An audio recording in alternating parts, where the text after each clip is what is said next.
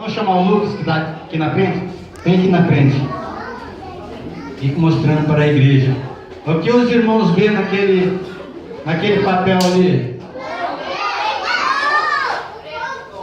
Um ponto preto? Uma manchinha preta. Quem mais vê algo a mais nesse papel aqui? Não, somente no papel, irmãos. Só a mancha preta.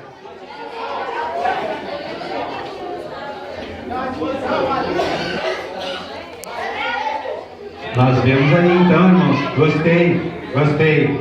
Meus irmãos, ó, a maioria viram apenas a manchinha, pontinho preto aqui.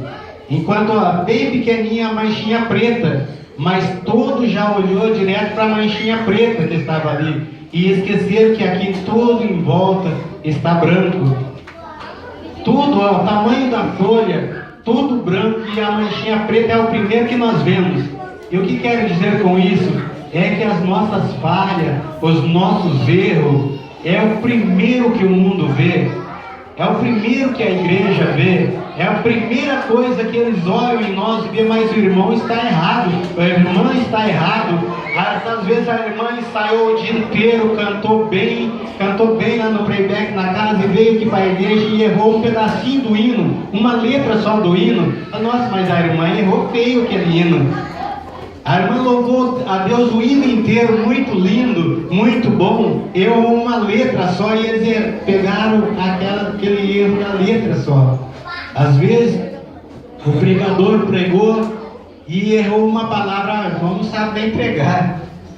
Ou talvez a irmã está dirigindo o círculo de oração, se aquela irmã não sabe dirigir o círculo de oração. Se fosse, eu faria diferente. Ou aquele dirigente da mocidade não sabe dirigir a mocidade. Se fosse, eu faria diferente. Então estão olhando na falha.